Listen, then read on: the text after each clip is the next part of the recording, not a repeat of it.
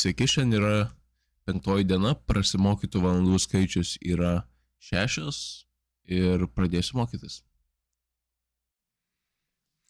Mokytis jau baigiau šiandienos pusantros valandos, tai dabar kaip visada parodysiu, ką išmokau. Taip, tai diena 5, pereita jau 7 valandos ir ką šiandien išmokau, tai yra testuoti patį kodą ir pačias funkcijas su PyTestu. Tuomet naudojam API iš iTunes'ų ir atsisitėm JSON failų ir tuomet irgi parašėm funkciją, kurioje tiesiog kažkokį norėjom gauti kažkokią vertę iš duomenų bazės Apple API-us.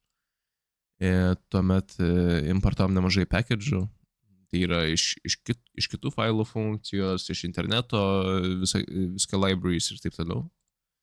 Ir tuomet taip pat naudojam funkcijas iš Pythono interneto šitų svetainių visokių. Tai ten buvo, kur printinti karvę, printinti dinozaurą, ten irgi tokią funkciją testavom. Tai dabar einam į VS Code.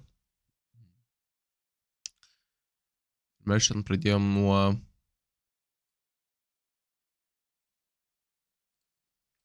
iTunes, atrodo. Tai čia lygiai tą pat ir darėm, kad iš terminalo. Kad mes requestinam iš iTunes Apple API-us, tai Apple API-us yra šitą nuorodą, tik iš esmės dar termo trūksta. Tai termas, kodėl čia yra, kad lygu ir tuomet sistemos argumentas, tai yra ką įrašys čia terminale. Tai vat ir yra, kad mes tai ieškom termino kažkokio, čia limitas yra 50. Tuomet gaunam response JSON ir jį išprintinam, tai results chuck name. Tai chuck name yra čia Apple duomenų bazės pavadinimas, todėl mes išprintinam būtent chuck name kažkokios grupės. Tai yra įrašom termą ir mes gaunam chuck names. Jų yra 50. Galim pabandyti. iPhone. Ir dabar mums reikia įrašyti kažkokios grupės pavadinimą. Tai, pavyzdžiui, Beyoncé. Nežinau, tai prašosi, bet...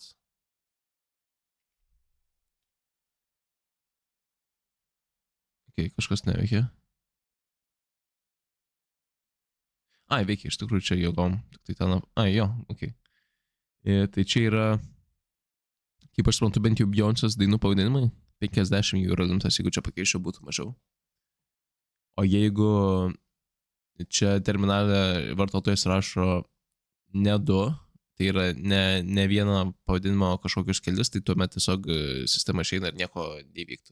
Čia mes importavom būtent sistemos library, kad būtų galima rašyti terminalį ir gauti kažkokius rezultatus. Tuomet importavom requests, tai yra, kad galėtume mes kaip browseris, kaip naršyklė, tiesiog kaip naršyklę paimti į Apple API-so duomenis ir tuomet JSON importavom, kad jis gražiai va šituo būdu pateiktų duomenis iš to API-os. Tuomet einam į settings. Taip, čia yra gan paprasta funkcija, tai čia iš esmės buvo dalykas, kad mes norėjome importuoti kažkokią funkciją į say.python. Tai kad tą padaryti, mums reikia 2 underscores prie name rašyti ir tada kabutėse 2 underscores prie maino. Tai čia reiškia, kad kiekvieną kartą tai duoda tokį efektą, kad kiekvieną kartą, kai importuoja šitą failą, o čia from settings importuojam goodbye, šitą funkciją goodbye importuojam,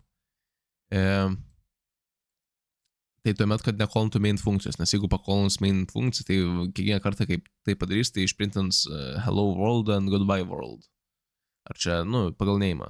Su name tiksliau tą padarys. Tai jo, tai kad to nebūtų, mums reikia 2 underscores prie name, ar tada lygu 2 underscore į mainas, kabutės.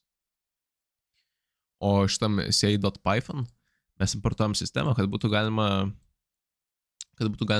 lygiai tą patį įrašyti kažką, ką nori įrašyti terminale.